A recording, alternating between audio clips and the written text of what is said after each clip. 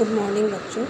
Class 9 विषय गृह विज्ञान के खंड ख का पहला पाठ स्वास्थ्य, व्यक्तिगत स्वास्थ्य हम लोग पढ़ रहे थे। इसमें हम लोगों ने बच्चों स्वास्थ्य हम लोग के विषय में हम लोग पढ़ चुके थे।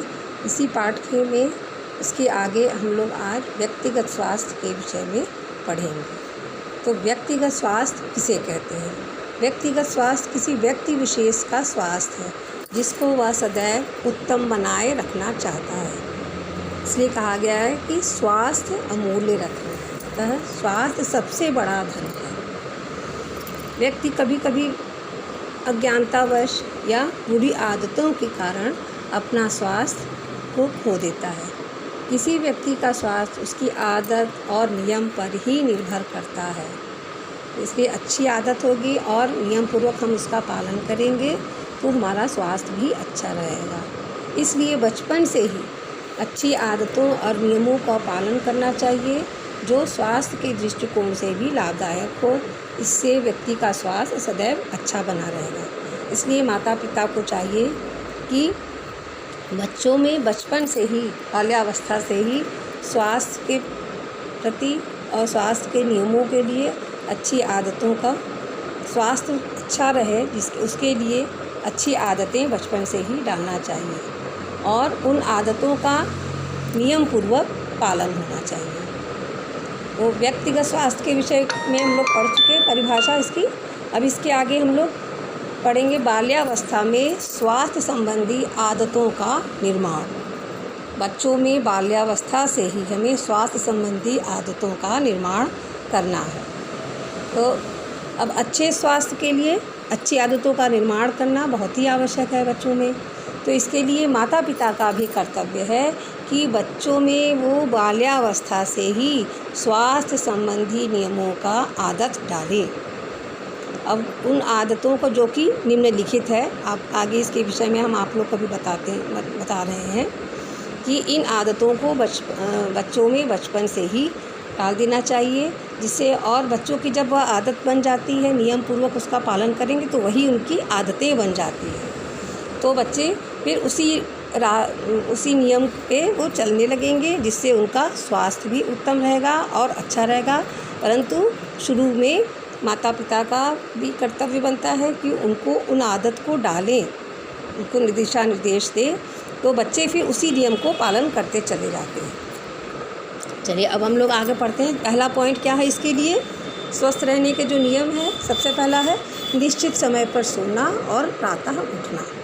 बच्चों को निश्चित समय पर रात्रि में सो जाना चाहिए, बहुत देर तक नहीं जगना चाहिए और प्रातःकाल उठना चाहिए। प्रातःकाल के ही समय उठ जाना चाहिए। इससे उनका स्वास्थ्य अच्छा रहेगा। देर तक सोना और देर से उठना, इससे क्या होता है? आलस बना रहता है और बच्चों में स्फूर्ति भी नहीं रहती। फिर बच्चों की आदतें भी खराब होती है।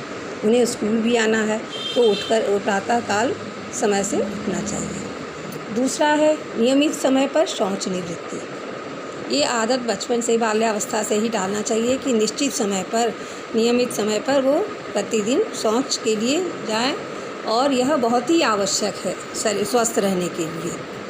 तो जब एक निश्चित समय उनके लिए हम प्रेरित कर देंगे, माँ बाप उनको निश्चित समय पर इसके लिए जब उनकी आदत डाल देंगे तो वह उनकी आदत बन जाती है।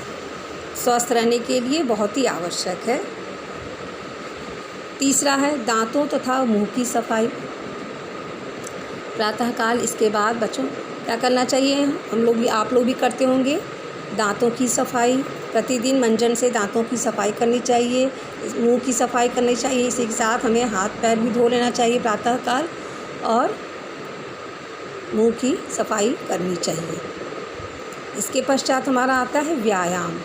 व्यायाम हमारी बच्चों के लिए बहुत ही आवश्यक है और बचपन से ही थोड़ा हल्के छोटे छोटे व्यायाम कराने की आदत डालना चाहिए। फिर व्यायाम ब्रश करने के बाद बच्चों को व्यायाम करना चाहिए। व्यायाम से शरीर हृष्ट पुष्ट रहता है, आलस्य नहीं रहता है और स्फूर्ति बनी रहती है, शरीर में ऊर्जा रहती है। इसलिए हम लोगों को व्यायाम करना भी बच्चों के लिए बहुत ही आवश्यक है। इसके लिए भी बाल्यावस्था से ही बच्चों में आदत डाल देनी चाहिए और नियम पूर्वक इसका पालन होना चाहिए। नियम पूर्वक इसको प्रतिदिन करें। 5वां है नियमित स्नान अथवा शरीर की पूर्ण स्वच्छता। व्यायाम के पश्चात ये आदत होनी चाहिए कि नियमित रूप से प्रतिदिन व्यायाम करने के पश्चात स्नान करें और शरीर की पूर्ण रूप से स्वच्छता करें। साबुन से प्रतिदिन स्नान करें, स्वच्छ तौलिए से का इस्तेमाल करें। उसके बाद हमें स्वच्छ वस्त्र, बच्चों को स्वच्छ वस्त्र धारण करना चाहिए। फिर है नियमित, छठा है स्नान के बाद नियमित नाश्ता तथा भोजन की आदत। प्रतिदिन नियमित रूप से नाश्ता करने की और भोजन करने की आदत डालनी चाहिए। एक निश्चित समय से नाश्ता करना और भोजन करना, ये स्वास्थ्य के लिए बहुत ही आवश्यक है।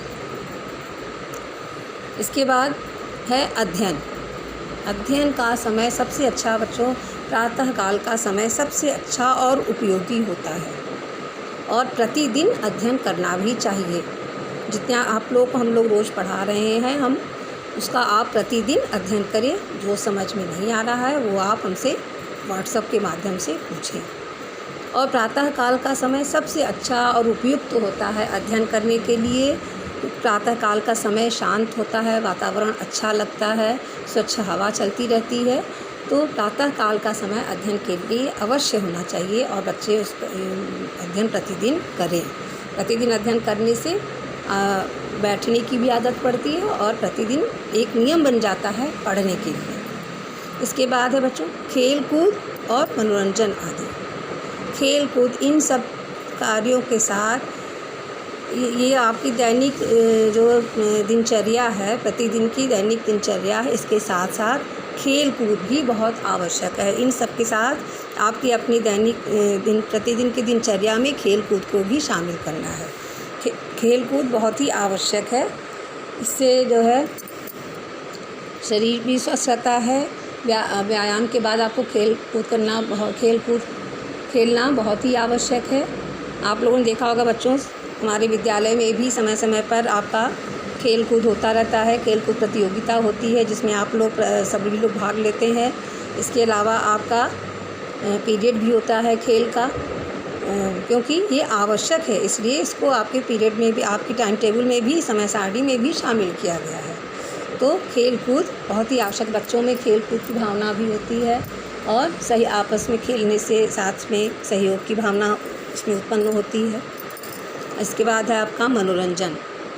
तो सब कार्यों के साथ, दैनिक कार्यों के साथ दिनचर्या, आपकी प्रतिदिन की दिनचर्या में मनोरंजन भी आवश्यक है। समय समय पर कहीं घूमने जाना, पिकनिक पे जाना, ये मनोरंजन भी आवश्यक है। अब इसके अलावा समय समय पर माता पिता को चाहिए कि महान पुरुषों की प्रेरणादायक कथाओं के माध्यम से बच्चों को प्रेरित करते रहना चाहिए। तभी बच्चों में एक अच्छे चरित्र तथा गुणों का विकास हो सकेगा। बच्चों, यहाँ तक हमने भी आपको पढ़ाया है। इसके आगे अभी शेष फिर अभी अगली क्लास में हम आपको पढ़ाएंगे।